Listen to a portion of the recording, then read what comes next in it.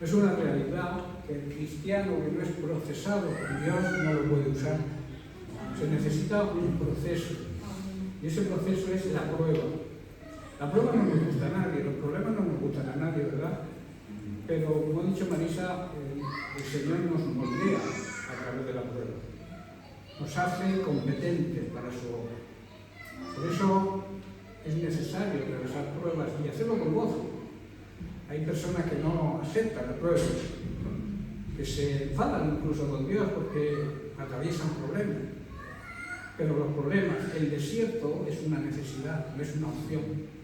Todos tenemos que pasar por el desierto para poder llegar a la tierra prometida. ¿Amén? Bien, pues el tema que el Señor me ha puesto hoy para vosotros se titula Una advertencia espiritual, la esterilidad de la iglesia actual. Y quiero hablaros de una higuera precisamente estéril. El texto se encuentra en el Evangelio de Marcos, capítulo 11, a partir del verso 12 y hasta el 14. Dice, al día siguiente, cuando salieron de Betania, Jesús tuvo hambre. Y viendo de lejos una higuera que tenía hojas, fue a ver si tal vez hallaba algo. Pero cuando llegó a ella, nada halló sino hojas, pues no era tiempo de higos. Entonces Jesús le dijo a la higuera, nunca jamás coma nadie fruto de ti. Y esto lo oyeron sus discípulos. Esta frase es clave. Esto lo oyeron los discípulos. No fue quizá un arrebato de Jesús porque tenía hambre como ser humano que era, 100% hombre, y aparte de 100% Dios, era 100% humano y él sintió hambre física. Aparte del arrebato que podría tener por no encontrar fruto, él quiso darles una enseñanza a sus discípulos. Y por eso dijo que los discípulos lo oyeron. Y esto marca una necesidad fundamental, la necesidad de dar frutos. Una higuera, una iglesia que no da frutos. Dios, ojo, es fuerte, Dios la maldice. Por eso la necesidad, la obligación, el deber de dar fruto. Y aquí hay una verdad central. Dios no busca hojas, Dios busca fruto. El pasaje parece sencillo, pero encierra una de las advertencias espirituales más profundas de todo el ministerio de Cristo. Aquí no vemos un milagro de sanidad, no vemos un milagro de bendecir a alguien, ni un milagro de alimentar multitudes, ¿verdad? Aquí vemos algo muy diferente. Jesús maldice una higuera. Y a primera vista parecería algo extraño, ¿verdad? Pero en realidad el Señor está dando una enseñanza profética para el tiempo de hoy y espiritual. La higuera no solamente era un árbol, es un espejo espiritual, un espejo donde cada creyente deberíamos mirarnos cada día. Porque el pasaje es bien claro. Repito, Dios busca fruto, no apariencia. El hambre del Señor. El pasaje comienza con una expresión profundamente humana. Jesús tuvo hambre. Aquí vemos a Jesucristo en su verdadera humanidad. El Hijo de Dios que creó el universo experimenta hambre. El mismo que multiplicó los panes y los peces, ahora siente la necesidad. Esto nos recuerda que Cristo fue verdaderamente un ser humano. Se encarnó en un ser humano. Pero esa hambre también tiene un significado espiritual. Jesús tiene hambre de algo más profundo. No hambre de pan, sino hambre de fruto en la vida de su pueblo. Hambre de que Cristo vea el fruto de su iglesia hoy. Porque la palabra no es antigua ni moderna, es eterna. Lo que está escrito hace siglos es para hoy, para su iglesia, para su pueblo. Amén. Amén. Hambre de frutos en la vida de su iglesia. Dios no busca solamente creyentes que digan que creen, que profesan una fe y lo hacen con los labios. Dios busca vidas que produzcan fruto. Así como el agricultor espera la cosecha después de sembrar, el Señor espera ver en nosotros el resultado de su siembra. ¿Cuál fue su siembra? Simboliza su muerte. Él tuvo que caer, entrar en la tierra para producir vida. Fruto de arrepentimiento, fruto de obediencia, fruto del Espíritu Santo, fruto de una vida transformada. No podemos ser igual cuando nos convertimos, dejamos de ser lo que éramos antes, somos una nueva creación en Cristo. Si tú dices que eres cristiano y te has convertido, no puedes seguir haciendo lo que hacías antes de convertirte. Por eso habla de una vida transformada, el fruto de una vida transformada. El cristianismo no es solamente aparentar, es una vida productiva. Así que pregúntate, ¿estoy siendo productivo en la obra de Dios? Dios no salvó a su pueblo simplemente para que existiera una religión más. Las religiones al Señor nos gustan. Son las hojas de higuera que se pusieron a Adán y Eva para justificarse ante Dios. Y la justificación viene del cielo, no del hombre. Amén. Es Jesucristo nuestra justificación. Por eso no me gusta a Cristo, ni a Dios le gusta la religión. Por eso digo que no vino a crear una religión nueva. Dios salva a su pueblo para que produzca una vida transformada, repito. En el Evangelio de Juan, en capítulo 15, el Señor dice que el Padre es glorificado, ¿cuándo? Cuando llevamos poco fruto, mucho fruto. No solo hojas, no solo apariencia, fruto. La higuera llena de hojas. La higuera desde lejos prometía mucho, ¿verdad? Una higuera frondosa, hojas verdes, abundantes hojas. El texto dice que Jesús vio de lejos una higuera con hojas. Desde lejos la higuera parecía prometedora. En la naturaleza normal, en el campo, cuando una higuera tiene hojas, normalmente también tiene un fruto temprano. Por eso el Señor se acercó. Miró de lejos, pero se acercó. Pero cuando llegó, ¿qué ocurrió? Que no encontró nada. Solo hojas. La higuera tenía lo suficiente para engañar a los hombres desde lejos, pero no pudo engañar al Hijo de Dios de cerca. Esto es lo que podríamos llamar la gran tragedia de la apariencia espiritual. La higuera parecía viva, parecía productiva, fértil, tenía hojas, era verde, daba impresión de vida, pero todo era apariencia. Y esto describe, como he dicho, una gran realidad y una gran tragedia espiritual de la Iglesia contemporánea. Hay personas que tienen muchas hojas espirituales, las hojas de la actividad religiosa, personas que sirven, trabajan, participan, pero su interior está vacío. Hojas de tradición. Hacemos lo que hacían nuestros antepasados, vamos pasando de tradición en tradición. Y la tradición, dice la palabra de Dios, que la invalida. Vosotros invalidáis la palabra de Dios por vuestras tradiciones. Hojas de lenguaje cristiano. Dios te bendiga, hermano. Amén. ¡Aleluya! Hojas de asistencia a la iglesia. Personas que asisten fielmente, pero su corazón sigue lejos de Dios y no produce fruto. Cuando Cristo se acerca a la higuera, no encuentra fruto. Cristo, cuando examina el corazón, muchas veces tampoco encuentra fruto en nosotros. En la cultura bíblica, la higuera era símbolo del pueblo de Dios. Muchas veces en el Antiguo Testamento la higuera es usada para hablar del pueblo de Israel. Por eso esta escena es también, digamos, una parábola viviente hoy para su iglesia. El Señor no maldijo simplemente un árbol. El Señor denunció una religión sin fruto. La higuera tenía apariencia de fertilidad, repito, pero carecía de fruto. Eso describe esa gran tragedia espiritual, que es la religión sin vida.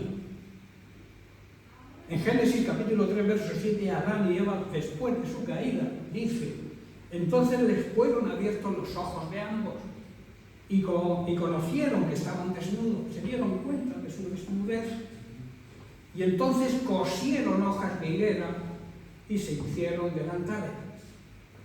Adán y Eva acababan de pecar, la comunión con Dios se había roto, el pecado entró en el corazón del ser humano, y lo primero que hace Adán no es correr hacia Dios arrepentido, sino correr hacia las hojas, hacia la religión. El pecado siempre produce eso: esconderse, cubrirse, aparentar, justificar. Antes de caer, Adán y Eva estaban desnudos y no se avergonzaban. Pero después del pecado apareció la culpa. La inocencia desapareció. Y entonces intentaron resolver con sus manos lo que solamente Dios podía solucionar con su gracia. Las hojas de higuera representan la religión humana, el plan humano para justificarse ante Dios. Pero el único que nos justifica es Cristo. Amén. Por eso la solución no la crea el hombre, que es lo que es una religión. La religión la crea el ser humano. Pero la solución viene del cielo. Amén. Jesús, el Hijo eterno de Dios, el Padre y el Espíritu Santo decidieron tomar la iniciativa para que tú y yo hoy podamos ser salvos. Y eso nos compromete. Y nos compromete a dar fruto, a no ser higueras estériles. El problema, por tanto, no es solamente la desnudez física, era la desnudez espiritual. El pecado dejó y deja al ser humano al descubierto. El pecado nos desnuda ante Dios. Desde entonces la humanidad vive intentando maquillarse espiritualmente, pero Dios no acepta sustitutos humanos para la redención que solamente Cristo concede. El corazón hoy también puede estar vacío de obediencia, de amor y de santidad. La Biblia dice que sin santidad nadie le verá. Nadie verá al Señor si no vive en santidad. Y quiere decir que no lo verá actuando en su vida aquí, y tampoco le verá en la eternidad. Dios nos impresiona con hojas. A Dios no le agrada la religión. Dios busca fruto. Vamos a profundizar en esta gran tragedia. La gran tragedia de la iglesia actual, que es la apariencia, pero poco fruto. En Apocalipsis capítulo 3, verso 1, dice: y tienes nombre de que vives, pero realmente estás muerto. Aparentemente parece que tienes vida, pero estás muerto. Son palabras para la iglesia actual. No es falta de actividad. Muchas veces queremos compensar el fruto haciendo cosas. No es falta de actividad. No es la ausencia de reuniones. Nos reunimos. Somos fieles en las reuniones.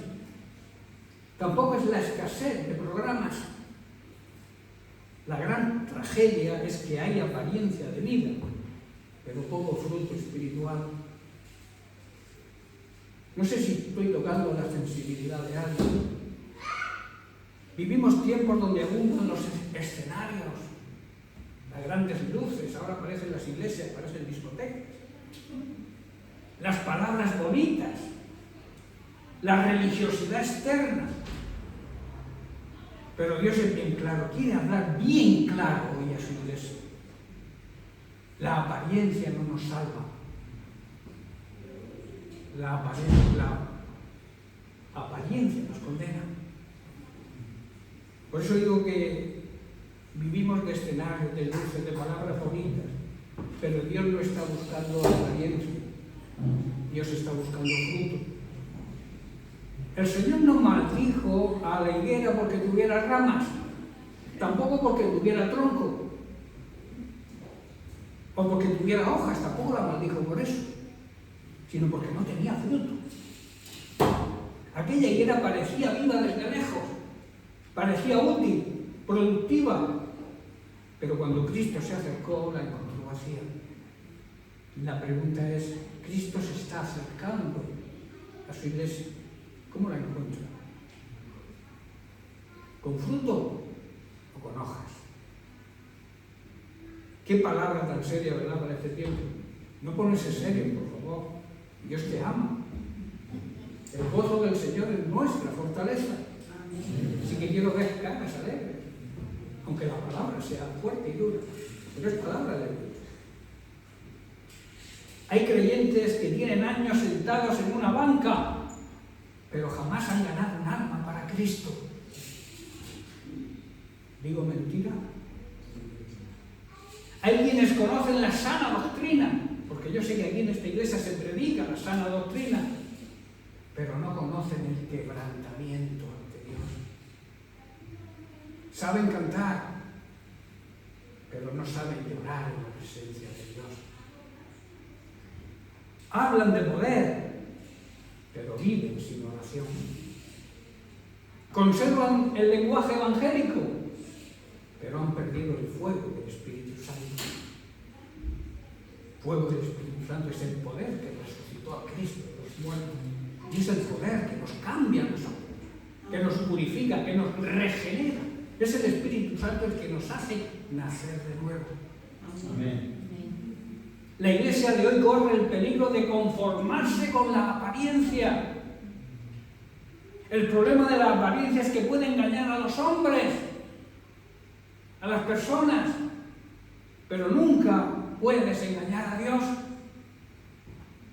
Nosotros vemos lo exterior, quizá las hojas, pero el Señor mira el corazón, se acerca y ve que no hay fruto.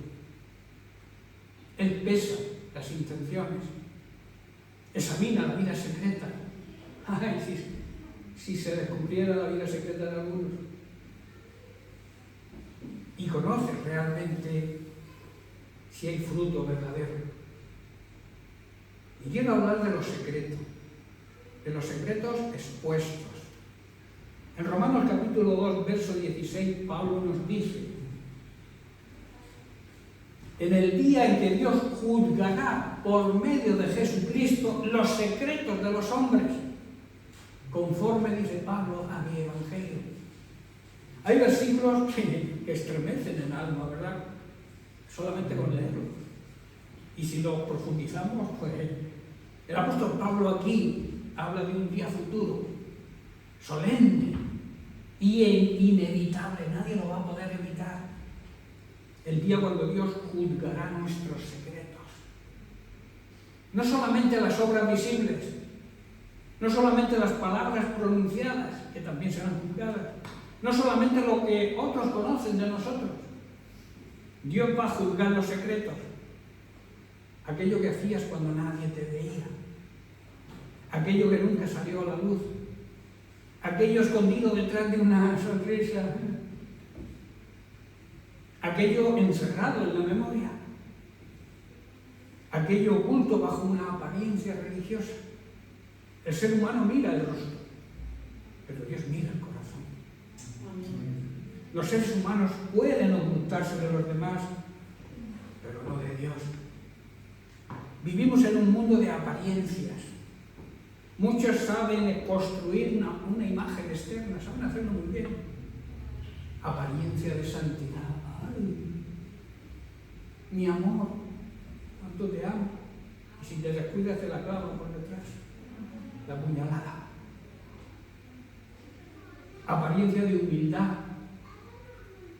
Aquel que repite mucho soy humilde, es un orgulloso.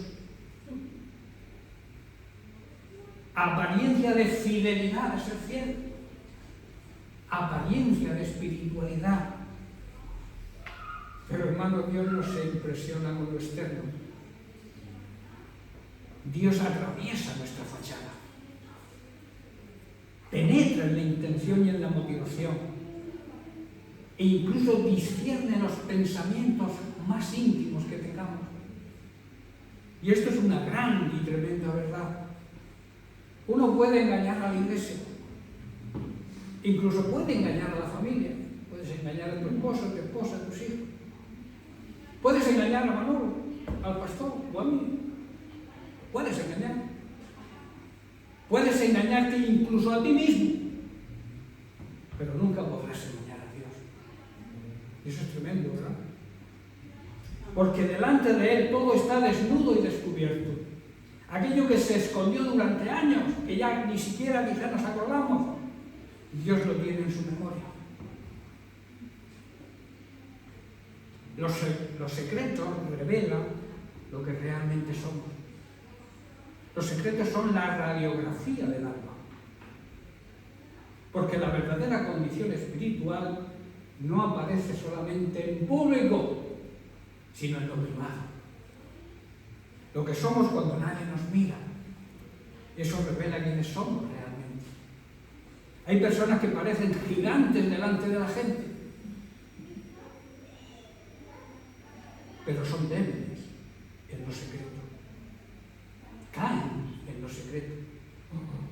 Y en cambio hay personas que parecen desconocidos en la tierra, nadie los tiene en cuenta, pero que son gigantes delante de Dios en su intimidad con Él. Dios escucha las conversaciones del corazón, ve las luchas silenciosas, conoce las motivaciones ocultas, por qué hacemos las cosas. Y esto tiene dos lados. Tiene un lado bueno, pero también tiene un lado malo. Dos caras de una misma moneda. Produce temor aquel que tiene secretos ocultos, pero también produce consuelo a aquel que no los tiene. Porque el mismo Dios que ve el pecado escondido, el pecado que se quiere ocultar, también ve las lágrimas escondidas, las oraciones silenciosas, las batallas internas, las heridas que nadie conoce, la fidelidad secreta. Hay recompensas que los hombres nunca nos van a dar, pero que Dios sí dará. ¿Por qué? Porque Él ve lo que nadie ve. Muchos quieren parecer espirituales, pero pocos quieren pagar el precio de la comunión con Dios. Porque el fruto no nace de una emoción. Quizá puedas tener una emoción, pero las emociones son momentáneas, pasan. El fruto nace de permanecer continuamente en Cristo. Y Jesús lo dice en el Evangelio de Juan, capítulo 5, verso 5. Yo soy la vid, vosotros sois los pámpanos, las ramas. El que permanece en mí y yo en él, permanece en mí y yo en él. La reciprocidad de la fidelidad. Este es el que lleva fruto. Porque separados de mí, ningún fruto podéis llevar. Nada podéis hacer. Si estamos separados de Cristo, no vas a producir el fruto que Dios quiere que produzca. Y observa esto, no dice mucho movimiento, sino mucho fruto. Hoy existe mucho movimiento religioso, pero poco arrepentimiento verdadero. Mucha información, tenemos mucha información, las redes sociales hoy en día. Si nuestros antepasados de hace una generación vieran todos los adelantos de la tecnología que tenemos ahora, se dirían, ¿pero esto qué es? Hay mucha información, pero poca transformación. Mucha, digamos, fama cristiana, pero poca santidad. Y eso es un problema grave. Y lo más peligroso es cuando nos acostumbramos a eso. Nos acomodamos a esa situación.